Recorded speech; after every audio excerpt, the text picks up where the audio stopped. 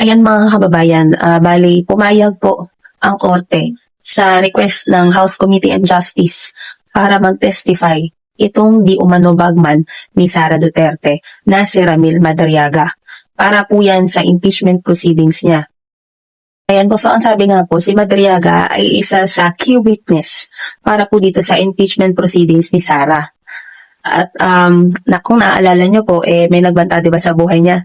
Kaya gustong siguraduhin ng ating mga kongresista na ligtas si Madariaga. Gusto nilang mailipat ng custody para masigurado na okay siya, na available siya sa darating na impeachment. Dahil nga po, isa siya sa key witness. Kung matatandaan nyo, mula nung lumitaw si Madariaga at nagsabing tetestigo sa mga anomalya ng mga Duterte, si Sara Duterte mismo, naging aligagana po ang kampo ng kabila. Di ba nagsampa ng kaso si Sara? Sabi pa niya, sinungaling daw at puro paninira lang daw. Pero nagsampa siya ng kaso. Tapos after nun, may nagbanta sa buhay niya. Tapos nung nalaman naman ni Sara na ililipat ng custody, unfair daw.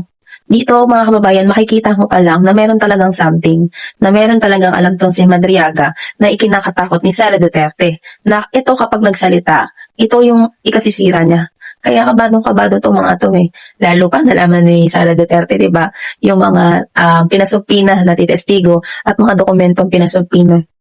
Kaya siya tumakbo at nagpasaklolo sa Supreme Court.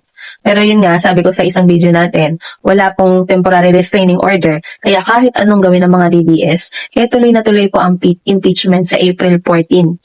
Yung 3 date na binanggit, tuloy-tuloy po yan.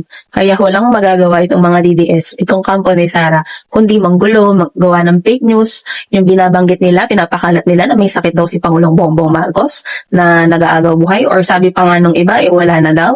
Sinasabi pa nila na yung event, yung sa araw ng kagitingan, peke daw, or last year pa. Diyos ko, kabadong-kabado na talaga, at lahat ng paninira, lahat ng pandadivert ng issue, ginagawa nila para magmukhang sila na naman yung kawawa, sila na naman yung inaapi, sila na naman yung pinupolitika. Pero ang totoo, nabibilang na lang sa mga daliri, ha? Yung para malaman ng taong bayan kung ano yung totoo